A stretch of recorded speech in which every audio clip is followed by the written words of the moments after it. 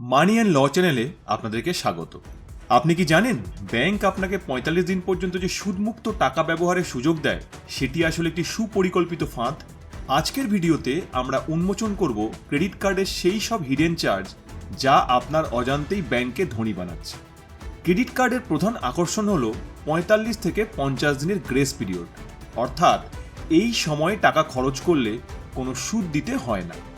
প্রশ্ন হলো, ব্যাংক আপনাকে কেন ফ্রিতে টাকা দিচ্ছে? তারা আসলে আপনার একটা ভুলের অপেক্ষায় থাকে। মাসের শেষে যখন স্টেটমেন্ট আসে, ব্যাংক আপনাকে দুটো অপশান দেয়, টোটাল অ্যামাউন্ট আর মিনিমাম ডিউ। মাত্র ৫০০ টাকা দিলেই বাকি ৯৫০০ টাকা পরের মাসে দেওয়া যাবে। এই আরামদায়ক চিন্তাই আপনার বিপদ ডেকে আনে। আপনি যখনই মিনিমাম অ্যামাউন্ট পে করেন, আপনার সেই চমৎকার সুদমুক্ত সুবিধা সাথে সাথে বাতিল হয়ে যায়। বাকি টাকার উপর তখন ব্যাংক চার্জ করে বার্ষিক ৩৬% থেকে ৪৮% পর্যন্ত সুদ, যা পার্সোনাল লোনের চেয়েও অনেক বেশি।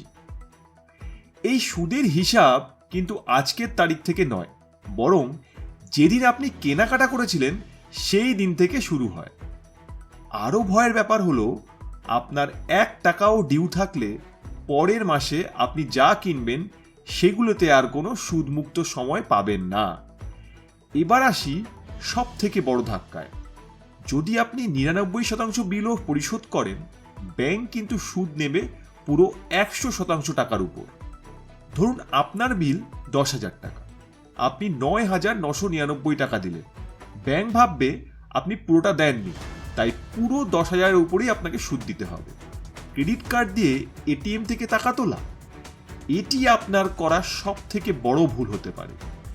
ক্যাশ তোলার মুহূর্ত থেকেই সুদ শুরু হয় এবং সাথে সাথে ৩% পর্যন্ত ক্যাশ অ্যাডভান্স ফি যোগ হয়। একদিন দেরি হলেও আপনাকে দিতে হবে মোটা অঙ্কের লেট পেমেন্ট চার্জ, যা ৫০০ থেকে ১,০০০ টাকা পর্যন্ত হতে পারে। এই প্রতিটি চার্জ এবং সুদের উপর আবার ১৮% জিএসটি দিতে হয়, অর্থাৎ ব্যাংক যা লুটছে সরকারও তাতে ভাগ বসাচ্ছে। আপনি যখন বড় কোনো কেনাকাটাকে ইএমআইতে রূপান্তর করেন, সেখানেও থাকে হিডেন প্রসেসিং ফি।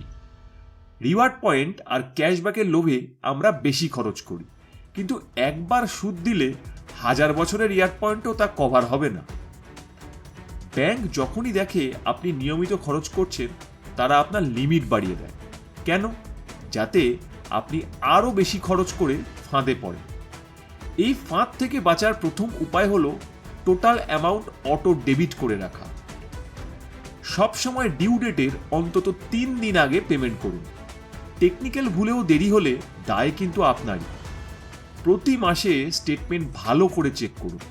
অনেক সময় ব্যাংক ভুল করে বাড়তি চার্জ যোগ করে দেয়।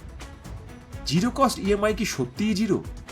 এখানেও কিন্তু প্রসেসিং ফি এবং জিএসটি দিতে হয়।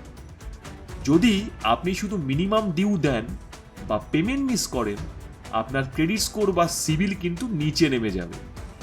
একবার ক্রেডিট স্কোর খারাপ হলে ভবিষ্যতে হোম লোন বা কার লোন পাওয়াও অসম্ভব হয়ে পড়বে।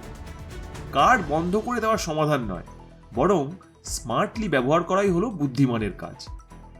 ব্যাংক আসলে আমাদের অলসতা আর অজ্ঞতা থেকেই কোটি কোটি টাকা আয় করে। মনে রাখবেন, পুরো বিল দিন, ক্যাশ তুলবেন না এবং রিওয়ার্ডের লোভে অতিরিক্ত খরচ করবেন না। আপনার ক্রেডিট কার্ড আপনার বন্ধু হতে পারে যদি আপনি নিয়ম মেনে সেটি ব্যবহার করেন, নয়তো এটি আপনার জীবনের সব থেকে বড় বোঝা হয়ে দাঁড়াবে। ভিডিওটি ভালো লাগলে লাইক করুন এবং অন্যদের সচেতন করতে শেয়ার করুন। আর ফিনান্সিয়াল টিপস পেতে আমাদের চ্যানেল অবশ্যই সাবস্ক্রাইব করুন।